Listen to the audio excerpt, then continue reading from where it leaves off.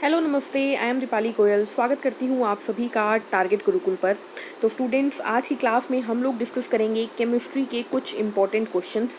जैसा कि on demand आप लोगों की बहुत ज़्यादा डिमांड आ रही है कि मैम केमिस्ट्री के क्वेश्चंस करवा दो, केमिस्ट्री के क्वेश्चंस करवा दो। तो चलिए देखते हैं कि आपकी डिमांड पूरी करने पर कितने व्यूज़ आते हैं, कितने लाइक्स आते हैं और कितने कमेंट्स आते हैं। तो सबसे पहले तो मैं यही बोलूँगी कि भाई जितने भी स्टूडेंट्स को क्लासेस समझ में आ रही है, क्लासेस फ़ायदेमंद लग रही है, या ऐसा लग रहा है कि हम लोग आपकी अच्छे से मदद कर पा रहे हैं, पूरी की पूरी टारगेट गुरुकुल टीम आपकी मदद कर रही है, तो प्लीज़ हम लोगों को मोटिवेट करना मत भूलें। चैनल को लाइक शेयर सब्सक्राइब ज़रूर करें। क्लियर है स्टूडेंट्स? चलिए, वैसे इसमें क्लियर करने वाली कोई बात नहीं थी, वो मेरी आदत है कि आप लोगों को सब कुछ क्लियर करवाना। चलिए, आज की क्लास में हम देखेंगे केमिस्ट्री के कुछ मोस्ट इंपॉर्टेंट क्वेश्चंस। कुछ क्वेश्चंस जो हम पहले भी कर चुके हैं वो रिपीट में करवा रही हूँ, क्योंकि आप लोगों को रिवीजन की बहुत ज़्यादा ज़रूरत है। तो हम प्रीवियस ईयर क्वेश्चंस देख रहे हैं, ठीक है। आज की क्लास में हम 10 क्वेश्चंस देखेंगे। आई होप आप लोगों को समझ में आएगा। चलिए क्लास स्टार्ट करते हैं। पहला क्वेश्चन हमारे पास क्या दिखाई दे रहा है भाई? The particle size in colloidal solution is.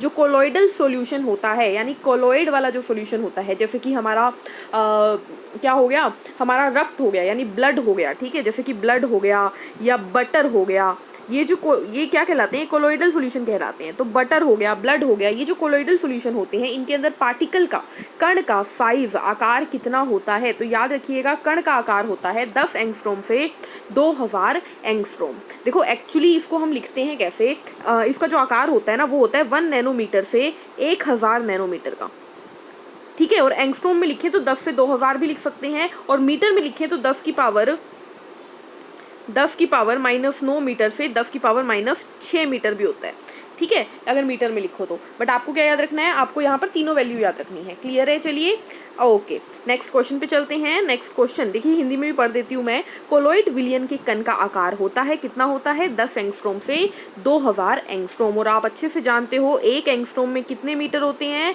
तो 10 की पावर -10 मीटर होते हैं। वेरी इंपॉर्टेंट बात जनरल साइंस वालों के लिए। नैनोमीटर में 10 की पावर -9 होते हैं, ठीक है, नैनोमीटर।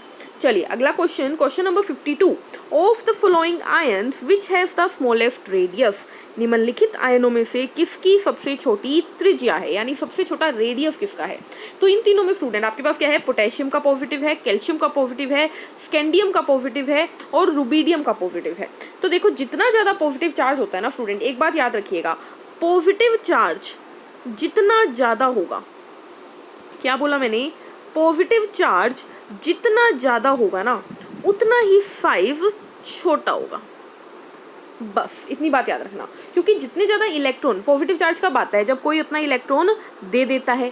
जैसे जैसे कोई अपना इलेक्ट्रॉन देता जा रहा है, वैसे वैसे उसका साइज छोटा होता जाएगा, ठीक है। तो बताइए इन चारों में सबसे ज़्यादा पॉजिटिव चार्ज किसके पास है? बिल्कुल सही, स्कैंडियम के पास +3 है। तो आंसर जाएगा ऑप्शन सी। क्लियर है? चलिए अगला क्वेश्चन, क्वेश्चन नंबर 53 क्या है? देखिए, the molecular geometry of thionyl chloride is best described as. Thionyl chloride की आणविक ज्यामिति सर्वश्रेष्ठ रूप से वर्णित है। थायोनिल क्लोराइड क्या होता है? थायोनिल जो होता है ना शब्द, सल्फर के लिए यूज होता है, और क्लोराइड हो गया SOCl2। सल्फर के पास आखिरी कक्ष में कितने इलेक्ट्रॉन? 6 इलेक्ट्रॉन। क्लियर है? इतनी बात आप लोगों को पता है। तो मैंने क्या किया, सल्फर के आखिरी कक्ष में 6 इलेक्ट्रॉन, 2 यहाँ पे बना दिए, 2 यहाँ पे बना दिए और 2 यहाँ पे बना दिए। कोई दिक्कत किसी को? आई होप तो नहीं होगी।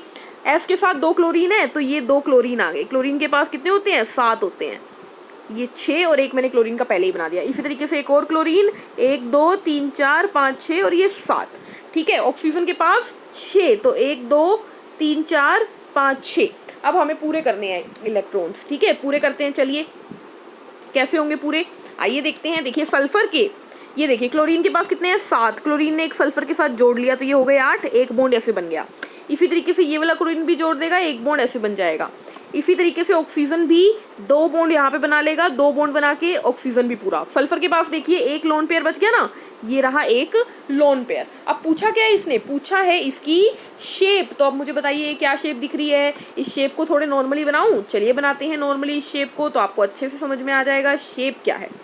जस्ट सेकंड, कलर चेंज कर लेते हैं, वरना आपकी कंप्लेन आ जाएगी कि मैम हमें ब्लू कलर नज़र नहीं आता।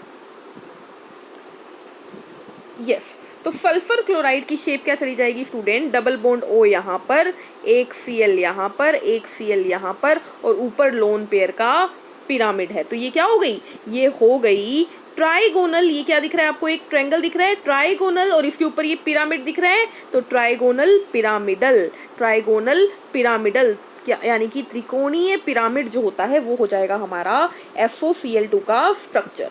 ट्राइगोनल प्लेनर क्या होता, अगर सिंपल हमें ये दिया होता, ये ट्राइगोनल प्लेनर है, इसके ऊपर कोई लोन पेयर नहीं है। टेट्राहेड्रल क्या होता है, जैसे कि हमने दे दिए 4 बॉन्ड इस तरीके से, ये होता है टेट्राहेड्रल, 4 बॉन्ड देंगे, जैसे कि CH4 होता है, मीथेन होता है CH4, ठीक है। टी शेप क्या होता है, टी शेप होता है स्टूडेंट कुछ इस तरीके से, एस के साथ अगर बॉन्ड ऐसे होते तो इसे टी शेप बोलते हैं, ठीक है। चलिए आगे चलते हैं नेक्स्ट क्वेश्चन के ऊपर। क्वेश्चन नंबर 54 हमारे पास देखिए क्या है, जरा नजर डालिए इस पे। Which of the following is major product of the reaction, आपको एक रिएक्शन दी गई है और उसका प्रमुख उत्पाद कौन सा है ये पूछा गया है। आपके पास है 4 कार्बन का मॉलिक्यूल जिसके अंदर CO2H लगा हुआ है, यानी CO2H का मतलब कार्बोक्सिलिक ग्रुप लगा हुआ है, और उसके अंदर रिडक्शन करवा दी गई है लिथियम एल्यूमिनियम हाइड्राइड से, और फिर उसको हाइड्रेशन H2O से करवा दी गई है। एक्सेस में क्या बनेगा हमारे पास, तो यहाँ पर ध्यान रखिएगा, एक्सेस में हमारे पास बनेगा ये क्या होगा, सारा का सारा कार्बोक्सिलिक एसिड अल्कोहल में कन्वर्ट हो जाएगा। सीधी सी बात है, कार्बोक्सिलिक एसिड की रिडक्शन हो गई और उसने बना दिया अल्कोहल। क्या बना दिया, alcohol, reduction of carboxylic acid. Next question, for the reaction A to B give C plus D, A plus B give C plus D carried out at constant temperature, temperature constant है, following data वर obtained, हमें ये data मिला, ठीक है। A इतना इतना लिया, B इतना इतना लिया, तो रेट इतना इतना आया। तो रेट एक्सप्रेशन क्या होगा, रेट एक्सप्रेशन क्या होगा, ये क्वेश्चन जो है स्टूडेंट इसे मैं एक बार छोड़ दे रही हूँ, क्योंकि ये जो क्वेश्चन है स्टूडेंट ये आपकी 11th क्लास का टॉपिक है। पहली बात तो ये 11th क्लास का क्वेश्चन है, दूसरी बात इस टाइप का क्वेश्चन पेपर में नहीं आएगा, रेट के क्वेश्चन पेपर में नहीं आएंगे। मैं आपको गारंटी बोल रही हूँ कि रेट के क्वेश्चन बहुत ज़्यादा टाइम ले लेते हैं सॉल्यूशन के लिए, इसीलिए ये क्वेश्चन पेपर में नहीं आते हैं। तो इसको मैं अगर करवाऊंगी तो आप लोग भी कंफ्यूज हो जाएंगे, इसीलिए इस क्वेश्चन को छोड़ देते हैं। नेक्स्ट क्वेश्चन, क्वेश्चन नंबर 56 क्या है देखिए, cobalt 60 can be produced by the bombardment of cobalt 59 with, cobalt 60 की बमबारी द्वारा उत्पादित किया जा सकता है कोबाल्ट 59 तथा, यानी कि कोबाल्ट 59 को के ऊपर क्या डालें कि कोबाल्ट 60 बन जाए।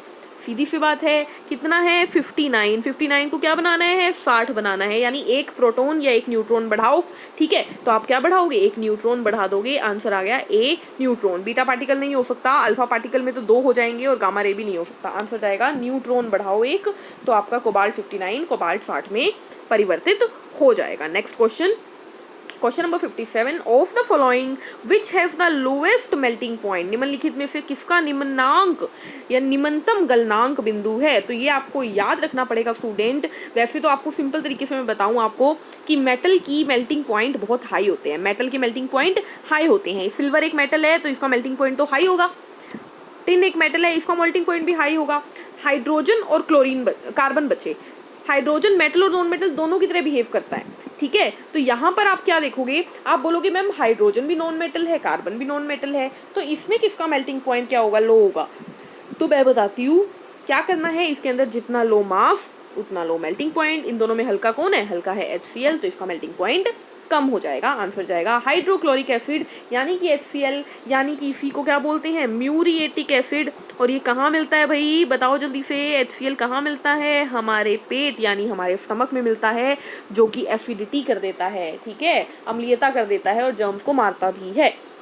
Next question, question number 58 of the following which one has the lowest electron affinity, निम्न में से किसका सबसे कम इलेक्ट्रॉन एफिनिटी है, यानी इलेक्ट्रॉन एफिनिटी का मतलब अपनी तरफ इलेक्ट्रॉन को खींच के रखने की पावर सबसे कम किसकी है। तो आंसर क्या जाएगा स्टूडेंट, कैल्शियम जाएगा, क्योंकि जितना बड़ा स्ट्रक्चर उतनी कम इलेक्ट्रॉन एफिनिटी, तो सबसे बड़ा कैल्शियम है इन चारों में। फ्लोरीन बहुत छोटा साइज का होता है, ऑक्सीजन तो, फ्लोरीन और ऑक्सीजन तो देखो सीधे सीधे ही चले गए, दोनों इलेक्ट्रॉन नेगेटिव होते हैं बहुत ज़्यादा, ठीक है। सबसे ज़्यादा इलेक्ट्रोनेगेटिव ही फ्लोरीन होता है, उसके बाद ऑक्सीजन, उसके बाद नाइट्रोजन, ठीक है, फोन, ठीक है। तो ये दोनों तो हो ही नहीं सकते। सिलिकॉन जो होता है ना इलेक्ट्रोनेगेटिव ना इलेक्ट्रोपॉजिटिव, ये थोड़ा कार्बन की तरह होता है, कोवलेंट कंपाउंड वाला, तो आंसर चला जाएगा कैल्शियम।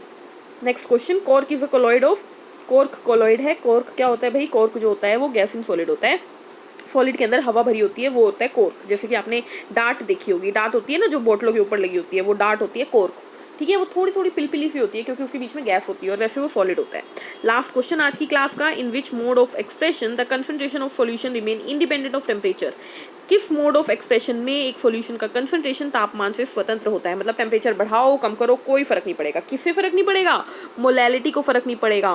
फॉर्मेलिटी, नॉर्मेलिटी और मोलैलिटी तीनों पे टेम्परेचर का इफेक्ट पड़ता है, लेकिन मोलैलिटी जो होती है वो किसी भी तरीके से किस पे डिपेंड नहीं करती? टेम्परेचर पे। क्योंकि आप जानते हो मोलैलिटी क्या होती है? मोलैलिटी होती है mass of solute divide by mass of solvent, ये होती है मोलैलिटी। तो यहाँ पर कहीं पर भी टेम्परेचर का जिक्र नहीं होता। जबकि अगर मैं मोलैरिटी की बात करूँ तो मोलैरिटी इन्वर्सली प्रोपोर्शनल होती है वॉल्यूम के भी और टेम्परेचर के भी।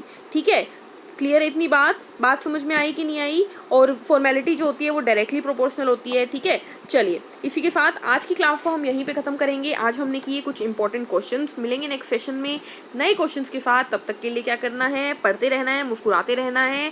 डाउट्स हो तो कमेंट कीजिए, और क्लास समझ में आए, पसंद आए तो भाई लाइक, शेयर और सब्सक्राइब कीजिए, क्योंकि आप लोगों का प्यार हमें लाइक शेयर सब्सक्राइब के द्वारा ही दिखता है।